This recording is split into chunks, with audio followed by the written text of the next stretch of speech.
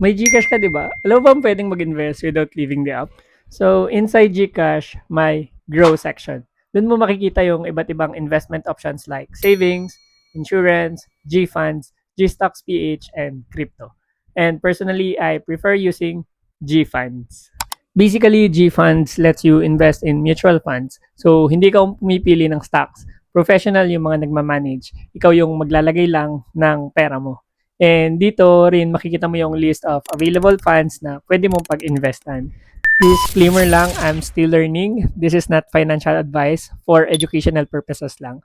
Research muna before you invest. Ginagamit ko lang si GCash to test and understand yung funds. And I also invest in Dragonfly. So if you want to learn how to invest in Dragonfly, may video tayo for that.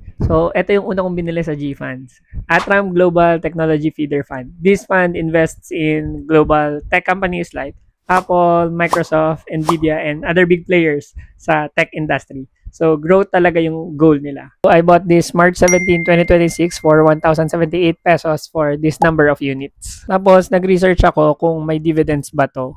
The answer is wala. Hindi siya nagbibigay ng cash.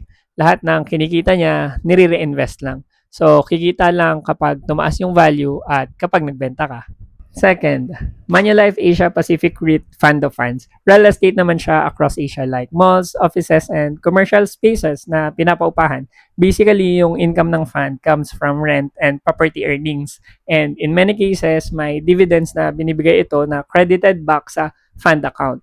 Pero disclaimer lang, sa experience ko, wala pa akong nare-receive na dividends dito. Kasi bago pa lang yung mga units ko. So, hindi pa siya nagre-reflect sa account ko.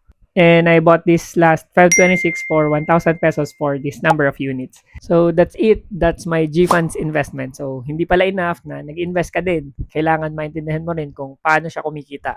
Ito ba ay growth, dividends, or reinvested yung kita for compounding. Mas okay na alam mo kaysa manghula ka habang tumatakbo yung pera mo. Ikaw ba? Try mo na ba ang grow section ni Gcash?